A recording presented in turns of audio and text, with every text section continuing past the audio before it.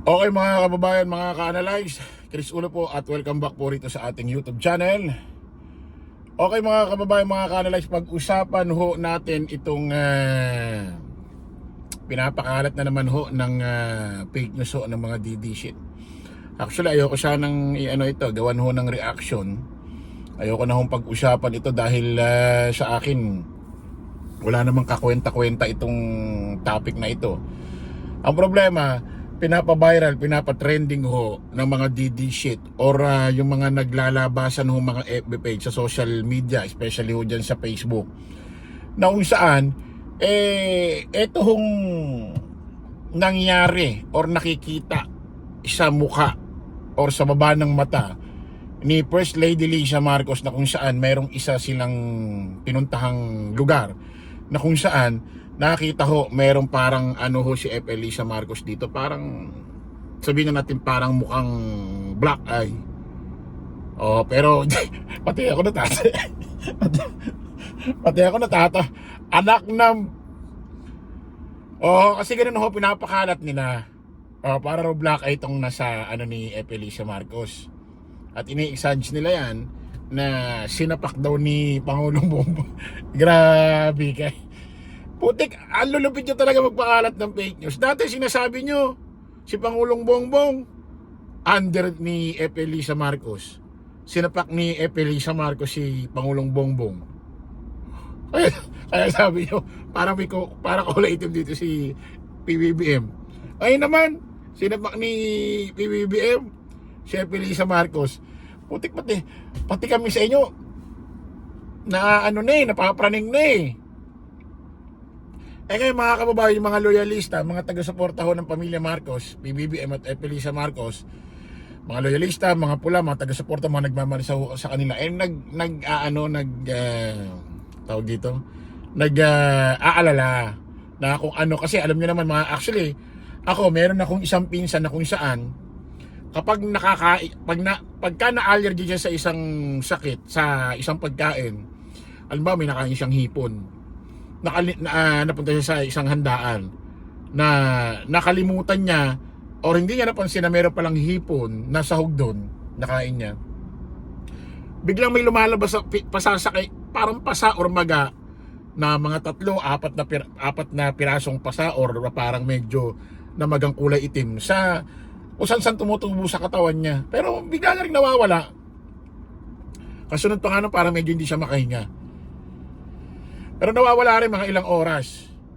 Basahin ho natin itong isang post na ito. Misteryong black eye ni First Lady Lisa Marcos, usap-usapan sa social media.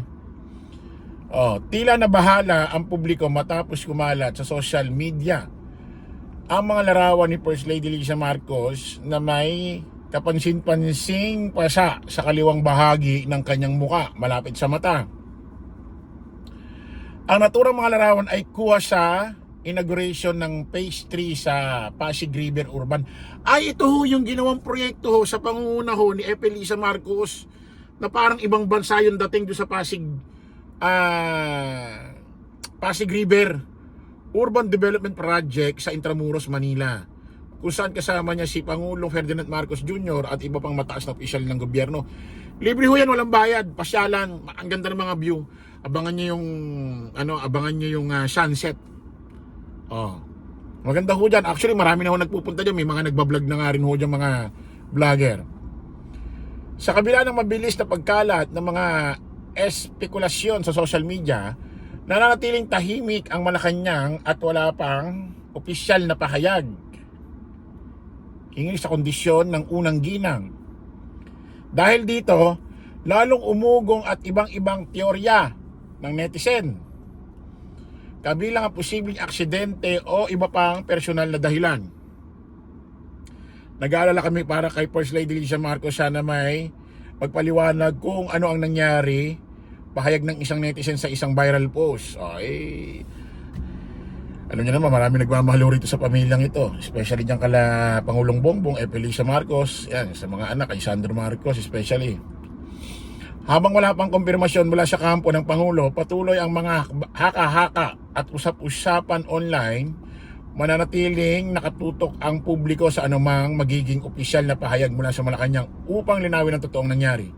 Ano nga bang dahilan sa likod ng misteryong pasa sa muka ni First Lady Lisa Marcos? Actually mga kababayan, malamang ito, hindi natin alam kung sino magpapaliwanag dito. Ewan natin kung sa isang ambush interview kay PBBM tanungin ito, or isang ambush interview kay Lisa Marcos, or malamang baka banggitin ito bukas or sa Monday na ni bagong appoint na si Attorney Claire Castro na Undersecretary ng PCO. Actually mga kababayan, kung black eye ito, sinapak siya ni PBB, hindi naman ako naniniwala doon, napaka-imposible naman nun. Dapat hindi ko sakali kasi 'di ba pag may mga sinasaktan sa TV, sinasaktan ng mga asawa. Yung babae 'di ba pag nagkaroon ng black eye, nagsusuot ng sunglasses para hindi makita. Hindi mo nagaganon si Lisa Marcos. Actually, ito ho yung nangyaring lumabas si Lisa Marcos. Ayan hindi naman, tingin ko allergy ito eh. Ayan para siyang allergy ito sa mukha. Malamang meron siguro siyang naipahid or may nakain. Kasi kung hindi naman ganyan ang black eye. Pag sinabing black eye, dito 'yon. Maaring pasa ito, hindi pasa dahil sinaktan. Maaring mukha siyang pasa kasi meron siyang nakain or allergy. Actually, meron na hong ginawang statement yung kanilang anak rito na congressman din si Sandro Marcos. Pakinggan natin mga kababayan. Ito yan Ito yan. Bago pa lumabas yan bago pa lumabas yung mga yan. Good afternoon to all of you and welcome to Malacanang. First of all, I would like to extend my deepest apologies. Number one, for being extremely underdressed. I was just told about 20 minutes ago that I would be taking the place of the First Lady. But first of all, I would like to give and extend her heartfelt apologies. The First Lady woke up this morning. She had a very adverse allergic reaction. So she looks like she got into a fight with Manny Pacquiao. So I don't think she'll be showing her ayun, to all of you. pagising. And welcome to Malacanang. First of all, I would... Pagising daw ng kanyang mother na si Lisa Marcos, may allergic reaction daw. So ibig sabihin na allergy na talaga si Lisa Marcos. Tapos yung nangyari rito parang kulay pa sa reaction yun nung allergy niya. Nakuha nyo didishit. Baka hindi na naman naintindihan. Mga tanga kasi ito. Talagang na allergy. Yung nangyari dito, reaction ng allergy sa kanyang katawan. Nagbiro pa si para maipaglaban daw ng sparring suntukan ito kay Manny Pacquiao yung itsura. Ayun na nga yun. Yun na nga yung sinasabi ni Sandro Marcos yung nangyari sa kanyang mother. Kaya raw hindi nakapunta rito sa event na ito. Siya na lang muna ang pumuesto pumalit. Nag-take over dyan sa event na yan. Pero si Lisa Marcos nagpakita pa rin ho sa inauguration ho nung ginawa niya mismong nanguna siya para mapaganda ho yung sa Pasig. Ang ganda ho na puntahan ninyo. Actually, marami na nagbablog doon.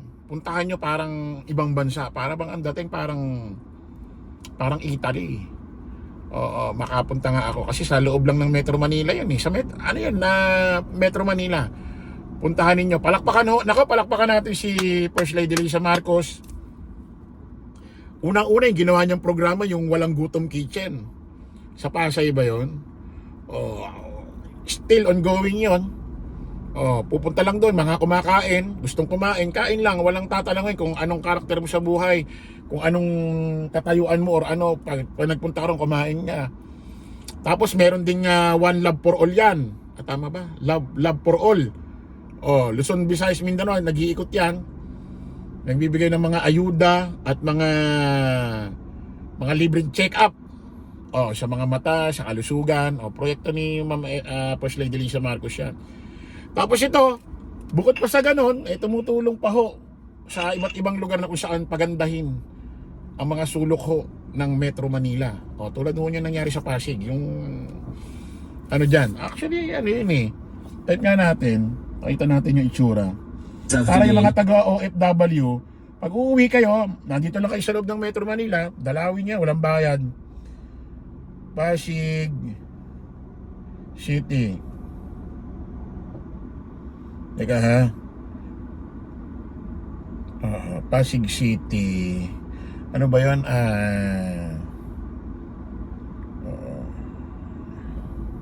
Tignan natin kung lalabas siya. Kalimutan ko pa yung tawag eh. Oo.